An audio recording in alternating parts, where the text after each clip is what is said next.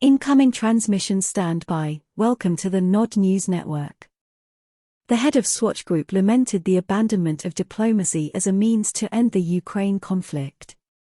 The West has double standards when it comes to the Ukraine conflict and is hostile to efforts to end the fighting through diplomacy, Nick Hayek, the CEO of Swiss watchmaking giant Swatch Group, told the newspaper SonntagsBlick on Sunday. The whole world seems to act only based on ideology. Take the war in Ukraine. We all want this conflict to end. People are dying every day, no matter from which side they are, the CEO said. In the past, people tried to find a solution through diplomacy. Today, you can't do that anymore, otherwise you will be accused of betraying freedom and democracy. Progress demands pragmatic solutions. Do you think it helps anyone if the German foreign minister calls Chinese President Xi Jinping a dictator? Hayek said, referring to a recent statement made by Annalena Baerbock.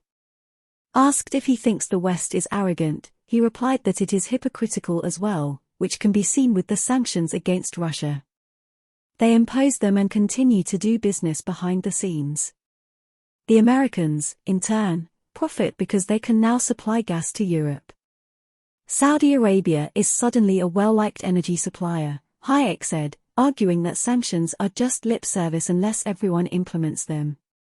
According to Hayek, Switzerland, known for its long-standing neutrality, can no longer play any positive role in resolving the Russia-Ukraine conflict because the Swiss government does not focus on diplomacy.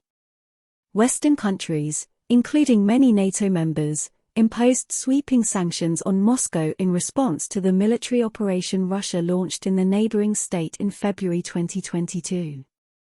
Restrictions on Russian energy exports were put in place despite warnings from officials and experts that it would hurt the economies of European states. Estonian Prime Minister Kaja Kallas was recently caught up in a scandal, after it was revealed that her husband owned a stake in a logistics firm that continued to do business in Russia after the conflict broke out. Negotiations between Moscow and Kiev fell apart in the spring of 2022, with both sides accusing each other of making unacceptable demands. Ukrainian and Western officials have attacked public figures, including American businessman Elon Musk, who have urged the West to seek a peaceful resolution of the conflict rather than fueling the bloodshed and risking further escalation. This has been the Nod News Network, transmission complete.